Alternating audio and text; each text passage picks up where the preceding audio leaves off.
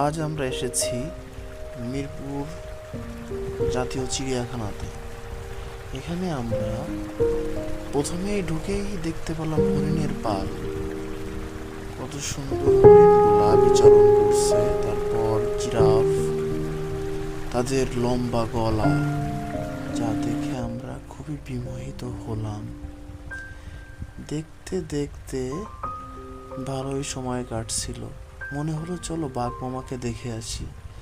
যেহেতু আমি intern doctor ছিলাম, সেহেতু বাঘ মামাকে দেখার জন্য আমরা চলে গেলাম। আমরা সেই বিশেষ কায়দায় চলে গেলাম ভিতরে।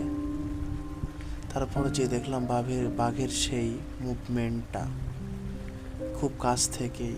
তারপরে আমরা চলে আসলাম জলহস্তি দেখতে। জলহস্তি আসলে পানি প্রিয়, তারা পানির ধারে থাকতে খুবই ভালোবাসে। এবার আমরা চলে আসলাম হাতি দেখতে। হাতি আসলে অনেক বড়ই প্রাণী। আপনারা কাছে এসে না দেখলে কখনো এটা অনুভবই করতে পারবেন না যে সে আসলে কত বড়, যা আসলে আমরা ছবির মাধ্যমে দেখিয়ে যেতে পারছি।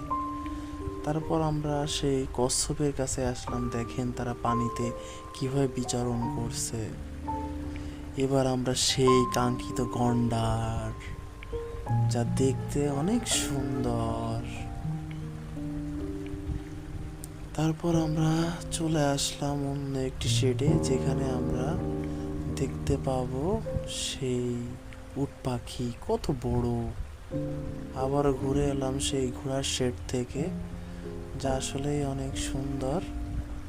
তারপর আমরা সেই জাদুঘরে চলে আসলাম, যা অনেক সুন্দর। এখানে আপনি বাঘ দেখতে পাবেন, ময়ূর দেখতে পাবেন, জেব্রা দেখতে পাবেন এবং বিভিন্ন ধরনের চামড়া দেখতে পাবেন। অবশ্যই এখানে ঢুকতে গেলে আপনাকে 10 টাকার টিকিট লাগবে, কিন্তু আমরা যেহেতু ইন্টার্ন ডাক্তার হিসাবে এখানে ছিলাম, আমাদের জন্য কোনো টিকিট লাগে নাই। আপনি আসতে গেলে আপনাকে অবশ্যই 10 টাকার টিকিট সংগ্রহ করে এখানে আপনাকে আসতে হবে। তারপর চলে আসলাম গাধার কাছে। দেখেন আসলে গাধাই। আপনার যদি কোনো প্রশ্ন থাকে এবং গাধাকে দেখতে ইচ্ছা করে, আপনার আশেপাশে কোনো গাধা থাকলে আপনি তাকেও মেনশন করতে পারেন যে যাকে আপনার গাধার মতো লাগে।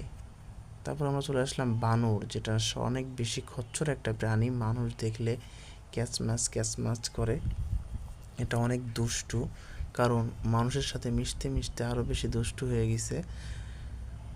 আপনি গেলে শুধু খাবার চাইবে, বাদাম বাদাম বাদাম, এগুলোই তার মেন চাওয়া। তারপর আমরা একটু পরিবেশটাকে আপনাকে ঘুরিয়ে ঘুরিয়ে দেখালাম যে ভিতরের পরিবেশ